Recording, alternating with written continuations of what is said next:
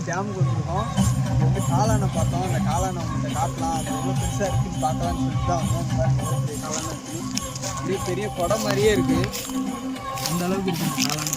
இதே பாருங்க, கீழே ட்ரெஸ் எல்லாம் போட்டு விட்ட மாதிரி பயங்கரமாக இருக்குது இந்த காளான். சொல்கிறதுக்கே பயமாக இருக்குது, பார்க்குறதுக்கே பயமாக இருக்குது. இது சாப்பிட்ற காளான் தான் நினைக்கிறேன். இந்த மாதிரி பெருசாக இருக்குது. இங்கே பாருங்கள், இங்கே பாருங்கள், இதெல்லாம் சின்ன வயசில் விளாடுவாங்க. ஆனால் இது இப்போ உடஞ்சி போச்சு. இது பேர் வந்து ஸ்மோக் காயின்னு சொல்லுவாங்க. இந்த ஃப்ரீ ஃபயரில் விளாடுவோம் பாருங்கள், ஸ்மோக் போட்டு அந்த மாதிரி. இங்கே பாருங்கள், இது போட்டு காமிச்சு உடஞ்சி போச்சு. இருந்தாலும் இது ஸ்மோக் வருது பாருங்கள், அதனால தான் இது பேர் வந்து ஸ்மோக் காய். இதுதான்